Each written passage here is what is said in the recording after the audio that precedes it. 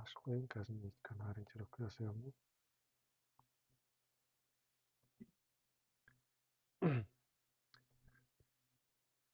Саламатсыздар ма, құрметті көрермендер? Сіздермен бүгін біз білім беру ұйымдарының педагогтары мен басшыларының жаңағы қызметінің рейтингісін жүргізу туралы оқу ағарту министрлігінің нөмірі 197-ші бұйрығы шыққан болатын. Сол бұйрығын бүгін Айман ханым екеуміз талқылайтын боламыз. Енді бұл бұйрық 29 тамызда бекітіліп шығып кетіпті, бірақ кейбір ақпарат көздерінде бұл 15 қыркүйекке дейін талқыланады деп жүрген. Бірақ өкінішке орай бұл бекіп уже дайын тұрған бұйрық екен. Енді сол бұйрықпен өзіміз біраз күнде ғана таныстық. Сол туралы осы Айман ханымның пікірін тыңдасақ осы жөнінде қысқаша айтып өтсеңіз. Бұйрықпен таныстым. Қайырлы күн. Қалдарыңыз қалай? Бұйрықпен таныстым. Бұйрық енді жалпы мұғалімдердің, педагогтардың және мектеп басшыларының рейтингін жүргізетін бұйрық екен. Соған байланысты енді бұл бұйрықта бірінші бағалаушы адам болады және бағаланатын мектеп басшылары және мектеп педагогтері. Ал бағалаушы мектеп мұғалімдерін, яғни педагогтерді бағалайтын ол мектеп басшысы бұйрық бойынша. Бұл енді 1 қыркүйек пен 31 қазан аралығында мектеп педагогтері бағаланады екен. Оны бұйрықта келтіреді, ерікті деп келтіреді. Бірақ өкінішке орай, ол ерікті қазір эфир барысында айтып кетемін ол туралы да. Жалпы бұл жерде менің көргенім бағалаушы адам деген не бар. Бағалаушы адам дейді. Бағалаушы адам мектептің директоры, яғни бір адам ғана бағалайды. Мұғалімдердің бүкіл жаңағы құжаттары ұстаз платформасына салынады, оны бағалайтын жалғыз ғана адам. Ол мектеп директоры. Басқа 2 адам, 3 адам деген әңгіме жоқ. Менің осы жерде Әттеңай деген жерім бар, ол бір ғана директор бағалайтын болса, онда ол қалай болады? Мен мысалы Қазақстанда әділ директорды көп кездестіре бермеймін. Арасында болмаса, әділ директорларды көп кездестіре бермеймін. Кім біледі, ол директор жалғыз өзі ғана бағалайтын болғандықтан, өзіне ұнаған адамды қалай бағалайды, ұнайтын мұғалімді жоқ, жұмыстан шығарғысы келіп жүрген немесе ұнамайтын мұғалімдерді қалай бағалайды. Әңгіме осыда. Бір ғана адам бағалау мұғалімнің жұмысын, ол дұрыс деп ойламаймын. Дәл осы бұйрық бойынша бір-ақ адам екен. Енді бір ғана адам бағалайды дедік, яғни мұғалім егер өзі келіспесе, жаңағы бағаға рейтинг бойынша мысалы төмен баға алып қалса, мұғалім арыздануға құқылы дейді 10 күн ішінде. Бірақ ойлаңызшы, өзінің мектеп директоры бағалап отыр, басшысының үстінен арызданатын мұғалімдер көп пе бізде? Ол мүмкін емес. Өте көп мұғалімдер өзінің басшысының үстінен арыздана алмайды. Қандай жағдайда да басшысының шешіміне қарсы шыға алмайтын мұғалімдер бізде көп. Енді бұл қиын жағдай. Қандай тек мұғалімдер ғана емес, қандай адам болса да басшысының үстінен арыздану деген 100-ден 1 адамның ғана қолынан келеді деп ойлаймын.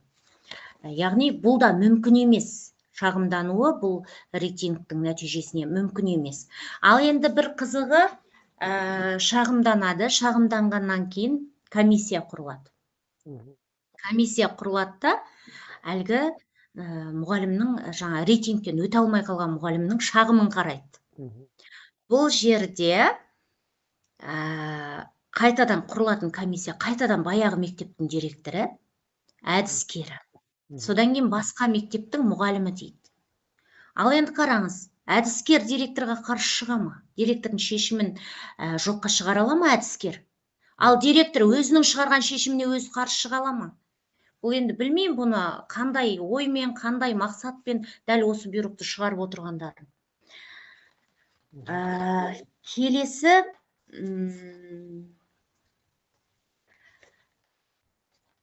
Келесі мәселе, жалпы бұл рейтинг шығарады да, мынадай не бар. Рейтинг жаңа бұйрықтың ішінде мынадай бар. Рейтинг Қазақстан Республикасы білім және ғылым министрі 2016 жылғы 27 қаңтардағы 83 бұйрығымен бекітілген. Педагогтерді аттестаттаудан өткізу қағидалары мен шарттарына сәйкес білім беру ұйымдарының педагогтері аттестаттаудан өткізу қағидалары мен шарттарына сәйкес білім беру ұйымдарының педагогтері мен басшыларының біліктілік санаттары бөлісінде қалыптастырады. Енді қараңыз, жаңа ғана айтты, бұл ерікті дейді. Бірақ оны неге аттестацияменен байланыстырып қойыпты. Яғни бұл ерікті деген сөз жай ғана сөз, бұл рейтингте алған бағасы біздің аттестациямызда қолданылады. Өйткені бұйрықта солай байланыстырып қойыпты. Бұл енді аттестацияға байланысты әр мұғалім әрине санатын жоғарылатады, көтереді. Мұғалімнің ең жанды жері ғой аттестация деген. Осы рейтингтен өте алмай қалған мұғалім аттестацияда балл төмен бола ма, не болады, ол туралы жазылмаған, бірақ аттестацияда міндетті түрде осы рейтинг қаралады. Ол бұйрықта анық нақты көрсетілген. Бұйрықта көрініс тапқанмен жаңағы педагог қызметкерлерді аттестация қағидаларына енгізілген бе? Енгізілген, енгізілмеген, мен оны қазірше қарамадым, бірақ бұйрықта осы аттестацияға байланыстырылған. 16 жылғы 27 қаңтардағы 83 бұйрықпен байланыстырылады.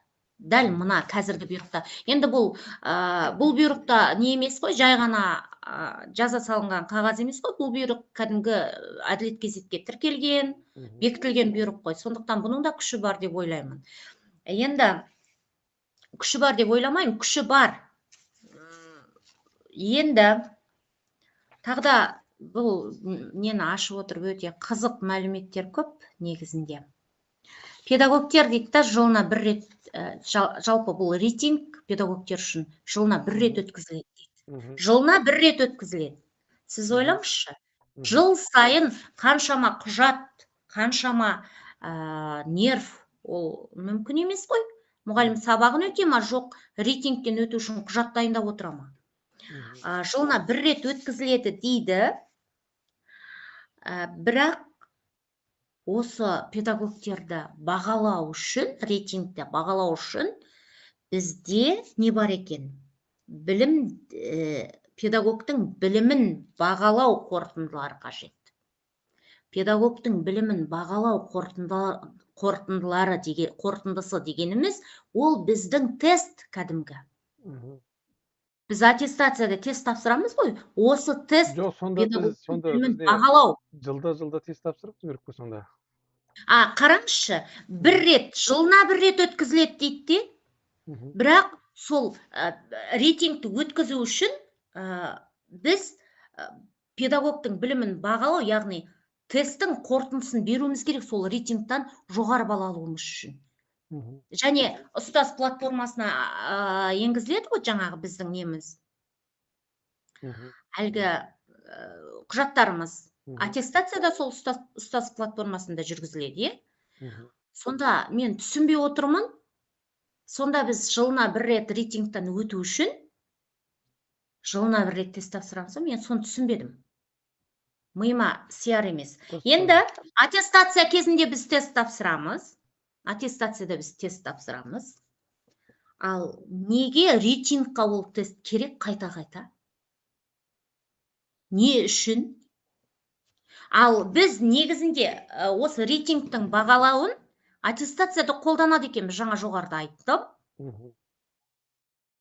Мен ойлар едім, егер аттестация біткеннен кейін, яғни аттестацияның тестін тапсырып болғаннан кейін барып рейтингті жасайтын болсақ, онда сол аттестацияға арналған тестіміздің қорытындысын бере салуға болар еді. Ал бірақ біз керісінше аттестацияға осы рейтингтің қорытындысын беруіміз керек. Мгм. Түсініксіз. Оны қалай жасап отыр, кім жазып отыр, мен түсінбедім. Жылына бір рет өткізіледі, мысалы аттестация бұйрығында жылына мұғалім 5 жылда бір рет өтеді, иә? Аттестация бұйрығында жазылған мұғалім 5 жылда бір рет өтеді деген. Неге бұл жерге сондай уақыт қоймады? Мгм. Бұл жерге керісінше жылына бір рет деп жазылған. Мүлдем түсініксіз жағдай. Өзіңіз не айтасыз, Мейіржан мырза? Бұл жерде айтатын бұрында айтып жүрміз, иә, білім платформалар. Менің дауысым жаңғырып естіп тұр ғой деймін. Жақсы естіліп жатыр. Енді жалпы айтайын деген бізде платформалар, ұлттық деректер қоры дейді, онан кейін ұстаз деген платформа ашып қойды, бізде өзі күнделік KZ бар, басқа жақтарда мысалы басқа жаңағы платформалары бар деген сияқты әртүрлі өзі біз цифрландырып бір жерге шоғырландыра ма десек, керісінше бізде көбейіп кетті бұның бәрі. Енді мынау рейтинг деген, енді бұл кеше өзім Facebook парақшамда жаздым, кезіндегі социалистік жарыс сияқты. Сонда біз сабақ процесс емес, осы қағаздарын толтыру, қай жерден не әкелдің, соның бәрін толтырып, осы қағазбен ғана отыруымыз керек сияқты. Енді бұны шығарып отырған министрліктің ойынша біз қағазбен ғана, қағаздан баса алмай, оның ішінде жаңағы 1 мен 31 аралығы деген тіпті ақылға сыймайтын уақыт. Ол кезде мұғалімдер енді ғана келіп жатады, анасын толтырады, мына қағаз, ана қағаз, мына қағаз, өздері енді ғана жаңағы қалыптасып жатады. Енді жылдың аяғы болса бір сәрі, мысалы мамырдың 1-нен бастап 25 немесе 30 аралығында шығарып, педагогтар кеткенге дейін қорытындысын шығарып жатса мысалы. Бұл жерде енді қағаз бар. Алдында Facebook'та біреу жазыпты, біз мұғалімдерде академиялық еркіндік жоқ, өзіміздің қалағанымызбен жүре алмаймыз. Мысалы, солай ғой, өзіміздің қалағанымызбен жүре алмаймыз, өзіміз ойдан ештеңе құрастыра алмаймыз, істей алмаймыз. Өйткені Алтынсарин академиясы және министрліктің бұйрықтары бар. Біреулер сол жерде әзіл-шынын аралас комментарийда жазып қойыпты. Космонавттарға арналған инструкция 2-ақ бет, ал педагогтың жаңағы аттестациядан өткізу туралы шамамен бір 100 беттен асады, 200 беттей болады примерно. Ол шрифттің үлкендігі, аралық интервалына байланысты. Сол сияқты бұған әкелді де жаңағы мына рейтингті әкеліп қосып жатыр енді. Тағы да басқа сол секілді нәрселер өте көп. Мысалы 130 бұйрықта мысалы педагогтардың қандай құжаттары қандай толтыру қарастырылған ғой енді. Соған жаңағы мұғалім 2-ақ құжат толтырады де соны қарастырып алады да, педагогтардың аттестация қағидаларына барады. Дарынды оқушылармен жұмыс, үлгері төмен оқушылармен жұмыс, анаумен жұмыс, мынаумен жұмыс жоспарлары болу керек. Сол жерге апарып тығады. Бұл жерде бізде бұйрықтардың қазір заман ағымына қарай ескіруі байқалады. Яғни министрлік заман ағымына қарай жаңа цифрлық технологияларға ілесуге дайын емес. Өйткені бұны біз қағазбастылықтан, осы сияқты шығып жатқан министрліктің бұйрықтарынан білуімізге болады. Себебі қазір заман ағымына сай көп нәрсе өзгерді. Оның ішінде жаңағы біздің педагогтардың қағаздарын PDF немесе Word форматында сақтау керек деп тұр, иә. Ол да мысалы өзгерді ғой. Сонымен қатар күнтізбелік жоспарлаулар біз әлі күнге дейін қағазға шығарамыз, печать соқтырамыз, бекіттіреміз әлі күнге дейін. Ал ол күнделікте тұр. Ал неге біз ол қағазға шығаруымыз керек? Біз күнделікке енгізіп, солар жаңағы электрондық платформа, жаңағы біздің электронды журналға енгізіп, сонымен неге қоймасқа? Яғни бұл жерде мына біздің қысқаша дайындаған мына слайдтың ішінде де тұр, иә, тиімділігінің рейтингісін жүргізіп, рейтинг қосымшаға сәйкес ұстаз педагог үздіксіз кәсіби дамудың ұлттық платформасы арқылы жүргізіледі дейді. Бұл жерде де мына ұстаз платформасымен тіркеліп кіріп жүргендер біледі. Бұған мектептің жаңа оқу ісі жөніндегі оқу орынбасары толтырады бұны. Бір-ақ кісі толтырады, бір-ақ кісі. Неге мұғалімдер өздері толтырып, өздері енгізбеске, мысалы, өз немелері деген сияқты. Сол сияқты бұл жерде де бізде білім беру саласы бізде цифрландыруға барлығына келе жатыр деп есептейміз, министрліктің ойынша, но бірақ іс жүзінде әртүрлі қазір. Өйткені платформалар бізде өте көп. Біресе ана платформаға керек, біресе мына платформаға керек. Бір ізділік жоқ. Бұл біз кезінде 2019 жылы Аймағамбетов алғаш министр болып келген кезде де ұсыныс ретінде түгел айтылған осы. Бір-ақ жерде болса, бір-ақ жерден кірсе, неге? Мысалы, аттестациялауда мына жерде тұр, олар мұғалім жетістіктерін жаңа НОБД дейді, ұлттық деректер қорынан алады деп тұр. Егер қорынан алатын болса, онда мына жерде ұстаз педагог үздіксіз кәсіби даму ұлттық платформасына неге алуымыз керек онда? Бұл жерде дубльдеп тұр. Енді кеше мен немеде қарап шықтым, барлық нелерде ашық үкімет порталында бізде легалак деген не тұрады, сонда ілулі тұр ғой бізде.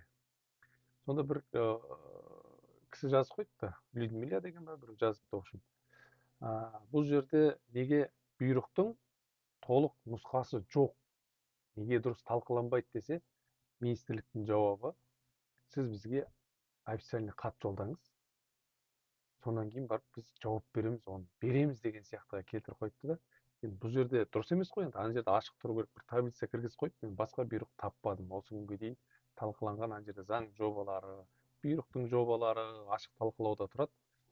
Сол жерде кез келген адам электронды кілті болса кіріп, өзінің пікірін білдіре алады. Бұндай жағдай болған жоқ.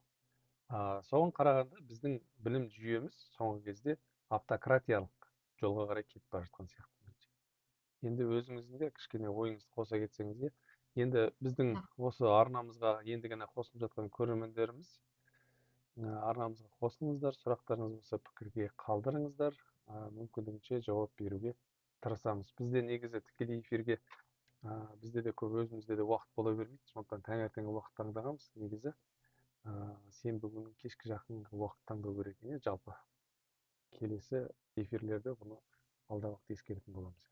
Ол үшін көрермендерімізден кешірім сұраймыз, бірақ біздің запись осы YouTube арнасында сақталатын болғандықтан оны көре аласыздар.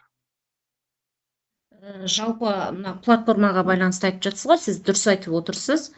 Енді мына рейтинг мәселесінде жаңағы мектеп басшылығы бір адамды бекітеді делінген да, ол кімді бекітетіні жазылмаған. Бір адамды бекітеді, сол адам мұғалімдердің құжаттарын жүктейді делінген да.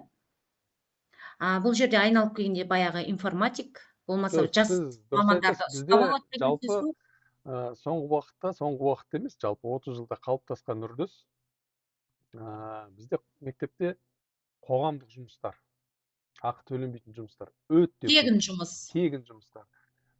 Көп мектептерде үйірменде тегін жүргізіп отыр. Мысалы, сіз қаланың мектебіне барып, мұғалімдерін айтып көріңіз, осы үйірмен тегін жүргізеді, осылай істеп көріңіз деп айтып көріңіз, қазір сізге не дейді екен. Сол сияқты тегін нәрселер өте көп. Мұның барлығын сол тағыруға апарып біледі. Немесе оның әр жұмысты орындайтын орындаушысы, немесе бір бекітіп берген адамы, оның бәрін нақты бекітіп, қажет болса қосымша штат мәселесінде қарастыру керек еді.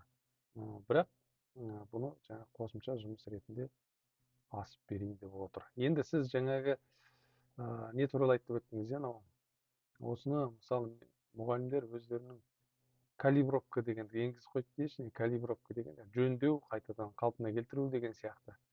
Сонда комиссия құрамында кімдер болады деп жазылған бұл жерде? Комиссия құрамында мектеп директоры болады, мектептің әдіскері болады, және басқа мектепте мұғалім болады. Ол қараңызшы, директордың өзі бірінші бағалау директордың өзі өткізеді, бірақ ол дұрыс өткізбегендіктен мұғалім оған шағымданады, ал соны қайтадан жөндеу үшін, яғни мұғалімнің шағымын қайта қарау үшін баяғы директордың өзі келеді. Бұл енді дұрыс емес қой енді. Енді олардың ойынша дұрыс болып отыр ғой енді. Ал және мынау кім, әдіскер келеді. Әдіскер келсе, ол әдіскер директордың несіне, шешіміне қарсы шықпайды ғой ешқашан. Бұл дұрыс емес. Бұл бар ғой, кәдімгі мұғалімдерді мектеп басшылығының жаңағы уысынан шығармау ғой, әңгіменің қысқасы. Барлығы сол мектеп директорына байланысты, біздің аттестациямызда, басқасы да солай болып қалайын деп тұр. Енді дәл осы рейтинг деген мәселенің неге керегі бар бізге? Осыны не қылыңызшы? Бізге рейтингтің не қажеті бар? Артық нәрсе ғой. Қазір биылғы жылы бір кеңестер қосылған ғой, академиялық. Енді ол басқа мәселе. Академиялық адалдық дейма, солардың бәріне кеңестер. Ана кеңестерді педкеңесте оқыған кезде мен деген шошыдым кәдімгідей. Мынау не деген бітпейтін кеңестер деп. Қанша кеңес бар екен жалпы? Оны білмеймін, мен оны тағы да оқимын, зерттеймін, тағы бір эфир өткізейік сол кеңестерге байланысты. Енді сұмдық, сонда мұғалімдердің бәрі кеңеспенен отырады, кеңеспенен ана кеңестің құрамында, мына кеңестің құрамында, мына кеңестің құрамында деп. Одан кейін осындай рейтинг деп отырады, аттестацияның өзі кәдімгідей бір жұмыс. Енді мына рейтингтер біздің неміз бағаланады да, қараңызшы, қайталанады. Біріншіден жаңағы педагогтың білімін бағалау, яғни тест, сол қаралады.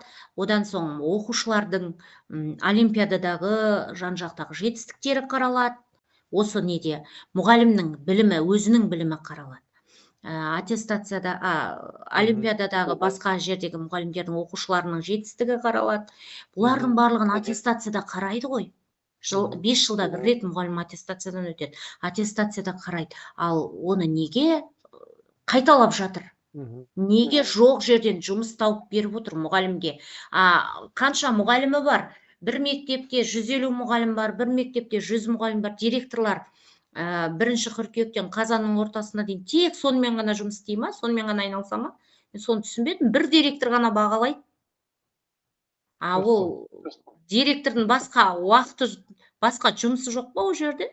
Тек қана сонымен отыратын, мысалы, мектеп директорларын білім бөлімі басшылары бағалайды. Бір ауданда, мысалы, біздің ауданда 50-ге жуық мектеп бар. Одан да көбейген шығар қазір, енді мен білмеймін. Сонда 50 директорды қашан ол білім бөлімі басшысы бағалап болады? Сол осылай бір бұйрықтар, жаңа сіз дұрыс айттыңыз, бір бұйрығына қарсы шығады. Дұрыс емес. Осы менің бүгінгі айтатыным. Сұрақ жоқ па? Ешкім сұрақ қоймады па? Тікелей эфирде адамдар саны көрінбей тұр. Бірақ адамдар жоқ қой деймін көп. Таңғы уақытта көп ешкім кіре бермейді. Қазір демалып жатқан шығар, ұйықтап демалыста, жұмыс істеп жүр. Дұрыс. Енді бұйырса алдағы уақытта осындай тікелей эфирлерді жиірек өткізетін боламыз. Жеке YouTube арнасында емес, Facebook'та, сонымен қатар TikTok'та өзіміздің техникалық мүмкіндігіміз жеткенше бұйырса. Әзірге осы YouTube'ты байқап көрейік деп тұрмыз. Келесіде Facebook'та өткізіп көреміз. Онан кейін өзіміздің топтарда мұғалім мәртебесі қоғамдық бірлестігі деген топ, 60 адам бар. Онан кейін Қазақстан ұстаздары деген топ. Онан кейін жаңағы TikTok'та өткізуге мүмкіндігіміз бар. Егер біздің осындай айтатын мәселеміз бар еді, бізді де қоссаңыздар, осындай айтсақ, бүйтсек деген адамдар болатын болса, мұғалімдер болатын болса, педагог қызметкерлер болатын болса, хабарласыңыздар. Комментарийға жазып қалдырыңыздар. Біз келесі эфирлеріне сол бойынша жаңа тақырыпқа егер сәйкес келіп жататын болса, сол кісілердің барлығын қосып жасайтын боламыз. Сіздің айтатын енді түйін болғанда қалай бұл бұйрықты біз енді ғана шыққаннан кейін көріп отырмыз ғой, бұл бұйрық талқылауға шыққан жоқ қой. Талқылауға шығарған, бірақ ол қалай өткенде Facebook әлеуметтік желісінде бір кісі жазды ғой. Ешқандай пікір жаза алмайтын жасап қойған дегендей. Енді оны білмеймін нақтысын. Жоқ, ол жерде мен қарап шықтым, иә, бұйрықтар жоқ, именно сол бұйрық жоқ. Бірақ соған сәйкес келетін тақырыппен тұр. Мен Фейсбукқа да комментарийға салған. Соның астына жаңағы бір адам жазды ғой, мыналарыңыз дұрыс емес, мына бұйрықтың толық нұсқасы қайда деген кезде. Бізге официальный письмо жолдаңыз, біз сізге береміз деп жауап берген министрлік. Оны скриншоттарды Мына бұйрықты салмаған ғой ол жерге, иә? Ол жерге таблица түрінде бір деңгейлер сақ қойған, түсініксіз түрде. Түсініксіз бірдеңе, түсінікті. Бұл дұрыстап талқылану керек қой, кәдімгі ашық ақпарат көздеріне шығарылу керек. Бұл кәдімгі осындай бұйрық жарияланып жатқаны жай ғана бір сайтқа апарып, бір жерге ешкім көрмейтін жерге апарып тығып қою емес. Ол кәдімгі ашық ақпарат көздеріне шығу керек, телеарналардан айтылу керек, желілерде шығару керек, барлық жерге шығару керек бұны. Бүкіл халық көрсін деп сол көргенін мақсат тұту керек бұны шығарған кезде. Ал біз тек қана әділет газетке жарияланған кезде ғана көріп отырмыз, өкінішке орай. Бұл дұрыс емес. Бұл бұйрықтың шығуы да дұрыс емес. Бұл бұйрықтың ішінде өте көп, үлкен қателіктер көп. Бұл бұйрықты кім жасап отқанын білмеймін, әрине. Министрліктің атынан кетіп отыр ғой. Дегенмен бұл бұйрықты жасап, бұны жазып отырғанда адамдар бар ғой ол жерде. Дегенмен өте үлкен қателік. Бір-біріне қарама-қарсы, жылына бір рет мұғалім өткізеді дейді. Жоқ, рейтингтан жылына бір рет, рейтинг мұғалімдер мен басшылардың жылына бір рет өткізіледі дейді. Ал бірақ 5 жылғы жаңағы жетістіктерін салады екен.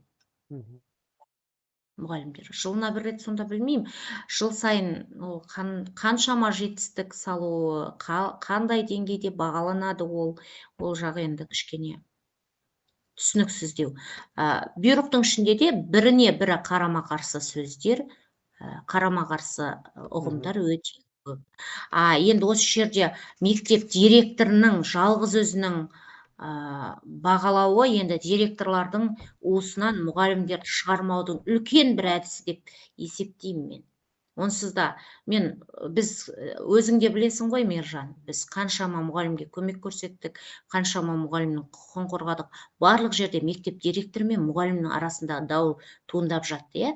Көп жерлерде мектеп директорларының заңды белшесінен басқаны көрінді сондай жағдайда мұғалім құқығына байланысты. Ал мына жағдайда да дәл сол нәрсе қайталануы мүмкін, менің ойымша. Бұл негізінде директорларды заңға оқыту керек сияқты, заңдардан тест алу керек па олардан. Негізі директор болып жұмысқа кірген кезде алады заң бойынша. Заң бойынша, бірақ енді оның мүмкін бағалауы дұрыс емес шығар, қандай жағдайда да мен білмеймін. Көп директорлар заңды дұрыс білмейді. Сол себепті заң бұзып жатады мұғалімдердің құқығына байланысты. Оны екеуміз де көріп жүрміз. Дәл мына жағдайда да сондай нәрселер қайталануы мүмкін. Менің бұл нем. Білмеймін, енді шығып кеткен бұйрыққа біз не істей аламыз? Ол жағы жұмбақ. Оны бекітілген бұйрықты біз алып тастай алмаймыз, өкінішке орай. Оған енді оған кіргізу мүмкін емес, енді болды, осымен кетеді, көресіз. Өкінішке орай. Жақсы, аман болыңыздар. Жаңадан бір министрге өзгерт жүрмесе. Енді осымен күнге де жетерміз бұйырса. Біздің эфиріміз аяқталды. Енді көріп, лайк басып, комментарий жазып, арнамызға жазылып отырыңыздар. Сіздерді алдағы уақытта эфирлерімізден күтетін боламыз. Келесі эфирлерде жүздескенше сау, саламатта болыңыздар.